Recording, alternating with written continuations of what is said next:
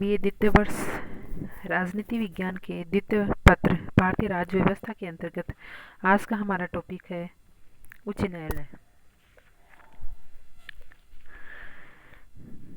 भारत की एकल समेकित न्याय व्यवस्था में उच्च न्यायालय उच्चतम न्यायालय से नीचे लेकिन अधीनस्थ न्यायालयों के ऊपर कार्य करता है। एक राष्ट्र की न्यायपालिका में एक उच्च न्यायालय और अधीनस्थ न्यायालयों का एक पद सोपान होता है। भारत में उच्च न्यायालय संस्था का सर्वप्रथम गठन 1862 में तब हुआ जब कलकत्ता, बम्बई, मद्रास उच्च न्यायालयों की स्थापना हुई।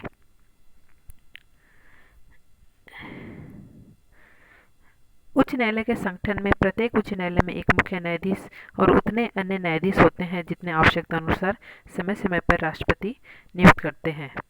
इस तरह संविधान में उच्च न्यायालयों के न्यायाधीशों की संख्या के बारे में विशेष तौर पर कुछ नहीं बताया गया है। इसे राष्ट्रपति के विवेक पर छोड़ दिया गया है। संविधान के भाग 6 में अनुच्छेद 214 से 231 तक उच्च न्यायालय के विभिन्न प्रावधान दिए गए हैं। संविधान में संसद को यह शक्ति प्राप्त है कि प्रत्येक राज्य के लिए एक उच्च न्यायालय का प्रावधान किया जाए, परंतु 7वें संविधान संशोधन अधिनियम 1956 में संसद को यह अधिकार है कि वह 2 या 2 से अधिक राज्यों एवं एक संघ राज्य क्षेत्र के लिए एक साझा उच्च न्यायालय की स्थापना कर सकती है। दिल्ली एकमात्र संघ शासित प्रदेश है जिसका अपना उच्च न्यायालय है।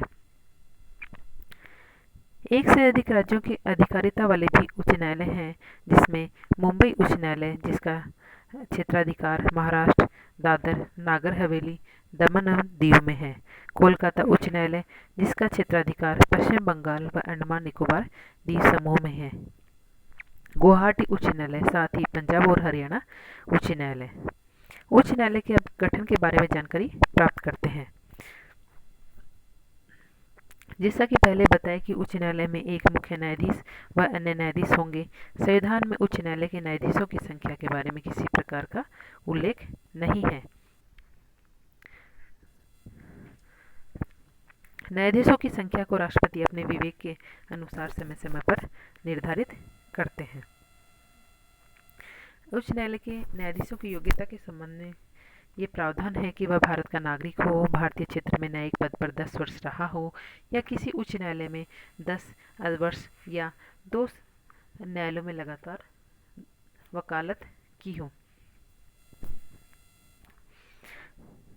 अब हम शपथ के बारे में जानकारी प्राप्त करते हैं कि जिस व्यक्ति को उच्च न्यायालय का न्यायाधीश नियुक्त किया गया है, पद संभालने से पूर्व उसे इस राज्य के राज्यपाल या इस कार्य के लिए उसके द्वारा नियुक्त किसी अन्य व्यक्ति के सामने शपथ प्रतिज्ञान करना होता है। उच्च न्यायालय के न्यायाधीशों का कार्यकाल या आयु सीमा में संविधान में उच्च न्यायालय के न्यायाधीशों का कार्यकाल निर्धारित किया गया नहीं है। इस संबंध में फिर भी 4 प्रावधान किए गए हैं कि 62 वर्ष की आयु तक वह पद पर रहता है। उसकी आयु के संबंध में किसी भी प्रश्न का निर्णय राष्ट्रपति भारत के मुख्य न्यायाधीश से परामर्श करता है। इस संबंध में राष्ट्रपति का निर्णय अंतिम होता है। वह राष्ट्रपति को त्यागपत्र भेज सकता है। संसद की सिफारिश से राष्ट्रपति उसे अपने पद से हटा सकता है। उसकी नियुक्ति उच्चतम न्यायालय में न्यायाधीश के रूप में हो जाने पर या उसका किसी दूसरे उच्च न्यायालय में स्थानांतरण हो जाने पर वह पद छोड़ देता है। न्यायाधीशों को हटाना। उच्च न्यायालय के न्यायाधीशों को राष्ट्रपति के आदेश से पद से हटाया जा सकता है। राष्ट्रपति न्यायाधीश को हटाने का आदेश संसद द्वारा उसी सत्र में पारित प्रस्ताव के आधार पर ही जारी करता है। प्रस्ताव को विशेष बहुमत के साथ संसद के प्रत्येक सदन का समर्थन और उस सदन में मौजूद और मतदान करने वाले सदस्यों के 2/3 का समर्थन मिलना आवश्यक होता है। हटाने के 2 आधार सिद्ध कदाचार और क्षमता। इस प्रकार उच्चतम न्यायालय के न्यायाधीश की तरह ही उच्च न्यायालय के न्यायाधीश को भी उसी प्रक्रिया और आधारों पर हटाया जाता है। अब हम उच्च न्यायालय के न्यायाधीशों की श्रेणियों में उच्च न्यायालय के अतिरिक्त न्यायाधीश, जिसमें जब उच्च न्यायालय में कार्य की अधिकता होती है तो राष्ट्रपति अतिरिक्त न्यायाधीशों की नियुक्ति कर सकते हैं। अतिरिक्त न्यायाधीशों की नियुक्ति 2 वर्ष के लिए होती है, परंतु यह परंपरा है कि उन्हें स्थायी कर दिया जाता है। अतिरिक्त न्यायाधीश का गठन प्रावधान केवल उच्च न्यायालय के लिए होता है। कार्यकारी मुख्य न्यायाधीश अनुच्छेद 223 के अंतर्गत यदि किसी उच्च न्यायालय के मुख्य न्यायाधीश का पद खाली हो या वह अस्थायी रूप से अनुपस्थित हो या वह कार्य न कर पा रहा हो तो राष्ट्रपति किसी उच्च न्यायालय के न्यायाधीश को उच्च न्यायालय का कार्यकारी मुख्य न्यायाधीश नियुक्त कर सकता है। अवकाश प्राप्त न्यायाधीशों की नियुक्ति में राष्ट्रपति की पूर्व नियुक्ति से एवं संबंधित न्यायाधीश की मंजूरी के बाद उच्च न्यायालय का मुख्य न्यायाधीश किसी भी उच्च न्यायालय के अवकाश प्राप्त न्यायाधीश को कार्यकारी न्यायाधीश की तरह काम करने के लिए नियुक्त कर सकता है। यह नियुक्ति कुछ समय के लिए ही की जाती है। नियुक्त किए गए न्यायाधीश को सभी विशेषाधिकार व सुविधाएं प्राप्त होती हैं।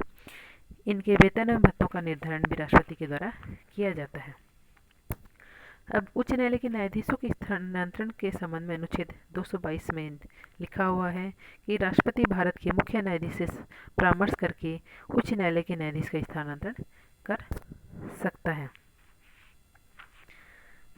स्थानांतरण पर यह वेतन के अतिरिक्त ऐसे प्रतिपूरक भत्तों का हकदार है जो संसद द्वारा निर्धारित किए जाएं। 1977 में उच्चतम न्यायालय ने व्यवस्था दी कि न्यायाधीशों का स्थानांतरण केवल अपवाद स्वरूप या लोक कल्याण को ध्यान में रखकर ही किया जाए, न कि दंड के रूप में।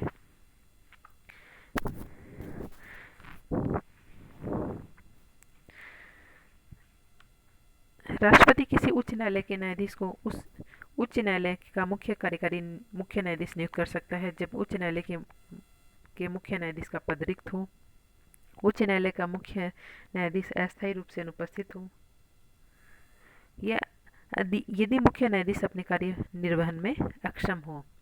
कोलेजियम व्यवस्था में उच्च न्यायालय के न्यायाधीश के स्थानांतरण के मुद्दे पर भारत के मुख्य न्यायाधीश एवं उच्च न्यायालय के 4 न्यायाधीशों से मिलकर बने कोलेजियम तथा उच्च न्यायालय के 2 मुख्य न्यायाधीशों से भी सलाह लेंगे।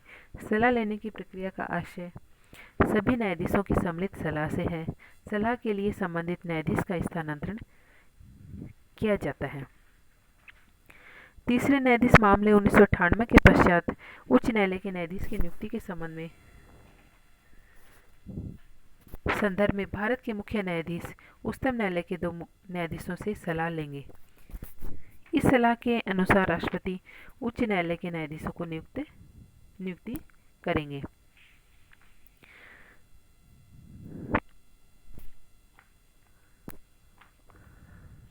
अब हम न्यायाधीशों की स्वतंत्रता व स्वायत्तता के प्रावधान के बारे में जानकारी प्राप्त करते हैं।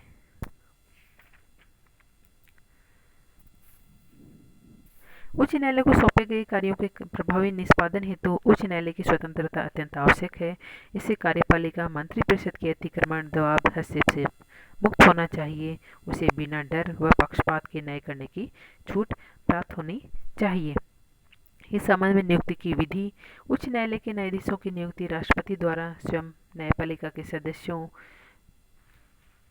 के परामर्श से की जाती है। यह उपबंध कार्यपालिका के पूर्णतः विवेकाधीन में कमी करने और यह सुनिश्चित करने के लिए किया जाता है कि न्यायिक नियुक्तियों में राजनीतिक तथा अथवा व्यवहारिक पक्षपात न हो।